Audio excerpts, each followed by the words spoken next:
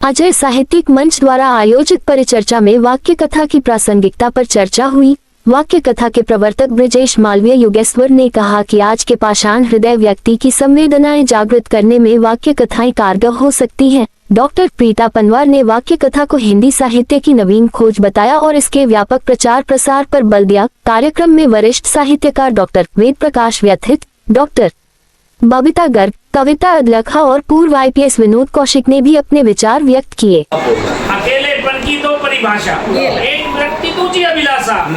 अभिलाषा है जननी दुख की, अभिलाषा करेंगे दुख होगा। और विरक्ति की भी समझो भाषा, हम तो इतना जानते हैं, इसके अलावा कुछ नहीं है। यही है अपने कविता बोलने की वो बोल दिया। पूरा रामायण इसके पीछे आ गया भाई, ये तो कृष्ण कन्हैया है। अब पूरा पूरा मतलब कृष्ण काव्य है, उसके पीछे बहुत सारी कृष्ण की लीला उसके पीछे आ गई। तो ये सूत्र आप इसके पीछे कथा कहना ये नहीं, ये सांस्कृतिक परिदृश्य है हमारे, और ये आप इसको कथा कैसे कह सकते हैं। दूसरी बात है, कथा एक मतलब पर्टिकुलर छोटा एक रूप है कथा। और हमारे यहाँ तो बड़ी विशाल जो महाभारत की गाथाएं हैं, इसकी रामायण की गाथाएं हैं, तो वो उसके पीछे आ जाएंगी। परंतु आप इसको यदि व्यवस्थित रूप देना चाहते हैं तो इसका व्यवस्थित रूप करिए। जैसे सकारात्मक वाक्य कथाएं वो अलग रखिए, नकारात्मक वाक्य कथाएं वो अलग रखिए। अच्छा, दूसरी जो व्यंग्यात्मक वाक्य कथा है वो अलग आ जाएंगी, फिर उपदेशात्मक है वो अलग आ जाएंगी। अब और उसमें उपहासात्मक भी है, कुछ व्यंग्यात्मक और उपहासात्मक दोनों फर्क है। नहीं अरे बड़ा महाराज है तो ये व्यंग्यात्मक होगी, हाँ व्यंग्यात्मक होगी, उपहासात्मक भी है। इसी तरह बहुत सी चीजें। अब संस्कृत, अब फिर इसके लिए जो आवश्यक तत्व है, चिंतनशीलता, अध्ययनशीलता, सामयिक संबद्धता और सांस्कृतिक अध्ययन, इनका यदि ये उनसे संबंध होंगी तो ये वाक्य कथा कर आगे हम जन सामान्य में जाएंगे। मतलब जो हम जन सामान्य में जो ये वाक्य बोलते हैं वो कथाएं, उसको हम क्यों बोलते हैं कथाओं का, उसके पीछे इतिहास भी हो सकता है, संस्कृति भी हो सकती है। तो इतिहास तो कथा नहीं होगा, संस्कृति कथा नहीं होगी। समाज में प्रचलित कुछ मान्यताएं वो कथाएं, उनका विकृत रूप कथाएं हो जाता है। वास्तविक रूप कथा नहीं होता, विकृत रूप कथा होता है। क्योंकि जो आप कथा लिखते हैं वो किसी बात को अपने हिसाब से ढाल कर लिखते हैं। कोई घटना घटी, आप सीधी सीधी लिखती तो रिपोर्ट हो गई, अब उसको आपने अपने हिसाब से लिखा तो वो कथा हुई। तो फिर इस तरह से इसको यदि आपको आगे इसको आंदोलन चलाना है तो उसको रूप देना पड़ेगा, और उसके लिए आगे बहुत सारे काम करने पड़ेंगे। जैसे एक भिंड कस्बा है मध्य प्रदेश में, वहाँ से एक आंदोलन चला नवगीत का। वो गजल है, जो गजल है बोला हम गजल क्यों लिखें, ये तो विदेशी विधा है, बाहर से आई हुई आगत विधा है और इसमें हमारी संस्कृति से कोई संबंध नहीं है इसका। तो उन्होंने कहा गीत हमारी परंपरा है, तो गीत की परंपरा है तो नवगीत का हम लिखते, उसी फॉरन में लिखेंगे।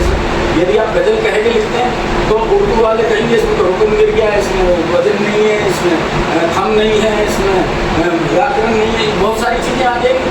परंतु हम नवगीत का लिखेंगे तो अपने हिसाब से लिख सकते हैं, तो उनको क्यों मौका दें। फिर आप उर्दू वाले ब्राह्मण लिखेंगे, संस्कृत को खराब करेंगे, हमारी और जब शब्दों को वो नहीं ठीक से करेंगे तो हम क्यों उनको प्रश्न है, हम अपनी परंतु वो आंदोलन चला, कुछ समय चला, उन्होंने कुछ पुस्तकें प्रकाशित की, एक अधिवेशन में ये भी बुलाया कहते था। तो आपको फिर इसके लिए अलग से एक ढांचा बनाना पड़ेगा, उस तरह से आपको कलेक्शन करनी पड़ेगी और फिर उनका सारा कलेक्शन करके वर्गीकरण करके और फिर आप उसको आगे एक निश्चित रूप निश्चित करके उसका फिर उसका सारा वो उसका तत्व क्या क्या चाहिए, जैसे कहानी के तत्व, जैसे कथा का वाक्य कथा के लिए क्या तत्व चाहिए, वो सारे आपको उसमें देने पड़ेंगे। तो इस तरह से यदि आप उसको आंदोलन तो वाक्य कथा इस तरह आप वर्गीकरण करके इसका एक प्रारूप बना के इसका एक शोधात्मक रूप परिचय करके अब आप उसको प्रस्तुत करें। और जैसे अब कुछ बहुत चीज़ें नई नई याद रहती हैं कि बड़ा तुलसीदास है, हैं। अब ये दो अर्थों में बड़ा तुलसीदास, दो कथाएं इसके पीछे। एक तो वो जो तुलसीदास सांप को पकड़ के ऊपर चढ़ गए, पानी में वो लाश पे तैर के चले, एक तुलसीदास की विद्वता है। अब कैसा चाहता है बहुत सारे पेड़ों के बीच का पेड़ हो। अब ये भी एक कथा है इसमें।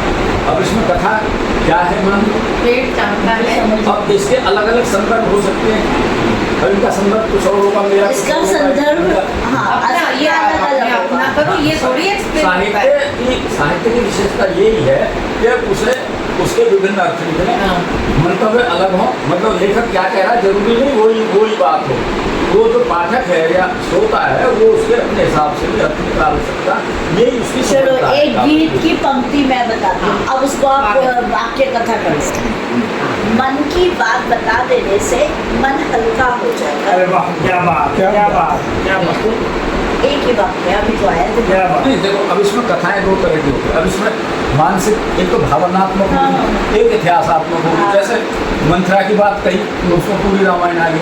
अब इसमें मन की बात बताने क्या, कौन सी बात बताएंगे मन की, कोई कथा वो मतलब मन में तो हजारों बात है, पता नहीं हजारों बात, क्या पता घर वाले से लड़के आई हो, ठीक बात है, क्या पता पड़ोसन से लगी हो, अलग और क्या पता मतलब कुछ और कोई चक्कर हो, है? तो इसलिए ये कथा कैसे हो गई एक, तो एक कथा मतलब आपका मतलब ये कि रूढ़ हो कोई चीज, जैसे आप भी उदाहरण दोगे। जैसे रूढ़ हो कोई मंत्रा की जैसे बात हुई तो सीधा सीधा राम नहीं, सबकी देखिए। एक सेकंड सार्वजनीन बात होगी वो तो सब 2 मिनट अभी ये सुनिए। अच्छा अच्छा रिपोर्ट सुनिए, उसके बाद फिर हम लोग कथाएं हो गई, प्रेरक कथाएं हो गई, साहित्यिक कथाएं हो गई, हाँ। मुहावरे, दोहा, हाँ। व्यंग्य वाक्य, हाँ। स्वागत कथन, वर्णिकाएं, ये सब नहीं, जब हम कोई दोहा बोलेंगे कबीर का या कहीं किसी का भी बोलेंगे कि भाई पानी की बात आएगी तो हम बोलेंगे रही पानी राखिए बिन पानी से, तो उसके पीछे एक पूरा मतलब वो कथा तो है, परंतु वो किसी संदर्भ के साथ में है, क्योंकि वहाँ पानी की बात चल रही है।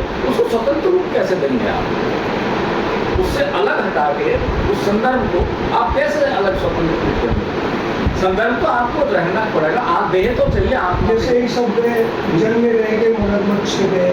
हाँ, तो ये किस लिए कहेंगे आप, मतलब ये बच्ची बैठी है, आप ये अपना काम करिए, फिर उसको आप कहेंगे जेल में रहने इससे नहीं, बोध तो हो जाता है ना, नहीं, बोध ज्यादा तो रहने वालों में भेद नहीं करना चाहिए। नहीं, बोध तो किसी भी